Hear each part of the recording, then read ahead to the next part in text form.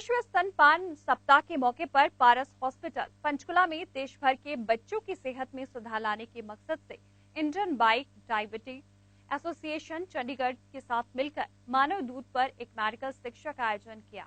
आपको बता दें, जिसमें पारस प्लेस हॉस्पिटल पंचकुला ने सार्वजनिक स्थलों पर स्तनपान कक्ष की आवश्यकता पर चर्चा के लिए हेल्थ प्रोफेशनल्स को आमंत्रित किया। I'm Gunjan Pannu, heading the Department of Clinical Dietetics and Nutrition in Paras Bliss Hospital, Panchkula. The whole idea of having this event today, the breastfeeding, that was a salute basically to the World Breastfeeding Week, which is being organized in more than 170 countries all over the world. So the idea behind it was to impart the importance of breastfeeding in our society, and coming from clinicians, doctors, health practitioners, and it's giving out just the right message for all the people out there to accept and respect it in their families and to promote it as much as possible for the growth and development of the infants, which will futurely lead to the development of the nation as well. मेरा नाम doctor Neerja Chawla है और मैं पारस place Panchkula की director of obs and gynae हूँ। आज का जो था विषय है स्तनपान का, उसके बारे में बताइए क्या। अगस्त 1 to 7 ये वर्ल्ड ब्रेस्ट फीडिंग वीक माना गया है। पूरे वर्ल्ड में ब्रेस्ट फीडिंग को इतना इम्पोर्टेंस दिया जा रहा है और उसको सस्टेनेबल डेवलपमेंट गोल्स के साथ लिंक किया जा रहा है। सस्टेनेबल डेवलपमेंट गोल का मतलब ये होता है कि अगर एक बच्चा हेल्दी है तो उसके कंट्री का हेल्थ उसके हेल्थ के साथ लिंक्ड है। और हम सब का मानना ये है कि ब्रेस्ट फीडिंग से बच्चे को कोई प्रॉब्लम्स जो भी हैं, एलर्जीज या जो भी प्रॉब्लम्स हैं, वो उसकी हेल्थ इम्प्रूव होती है। और इसी तरीके से सस्टेनेबल डेवलपमेंट गोल्स जो पॉवर्टी के साथ लिंक्ड है एक कंट्री का, वो हम इम्प्रूव कर सकते हैं। सस्टेनेबल डेवलपमेंट गोल्स को मिलेनियम डेवलपमेंट गोल्स के साथ भी लिंक किया गया और हमारा पेटिशन ऐसा है, हम चाहते हैं कि एवरी चाइल्ड, हर एक चाइल्ड एक ब्रेस्ट फेड चाइल्ड हो।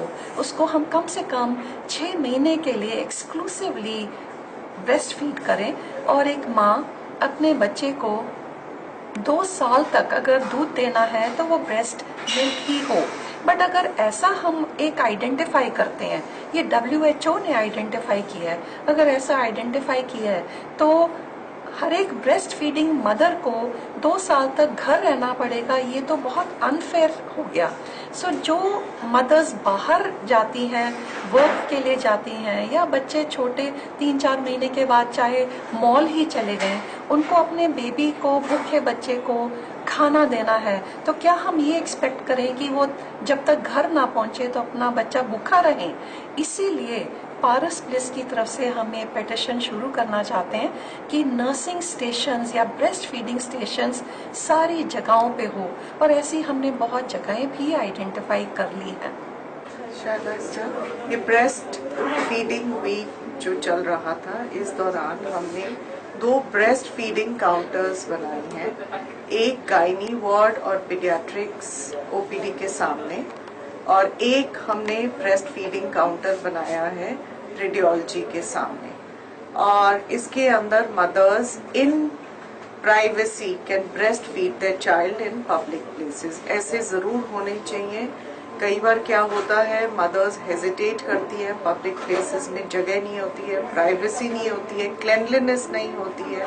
तो इसको नजर को रखते हुए हमने 2 काउंटर्स बना लिए हैं। एक आप वहाँ पे पिक्चर आपने देखा है, वो पिक्चर्स वो वहाँ पे ले लीजिए।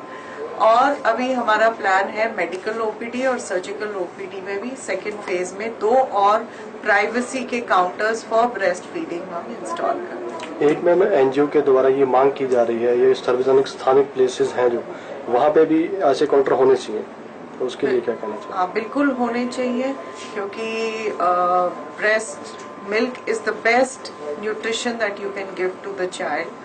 और आजकल विमेन घर में ही रहती हैं, बाहर आती हैं, मरीजों को दिखाती हैं, अपने इलाज के लिए आती हैं। पब्लिक प्लेसेस में पहले से ज्यादा महिलाएं जा रही हैं और बच्चे को लेके जा रही हैं। So certainly we should have this facility wherein in privacy the mother is able to feed the child.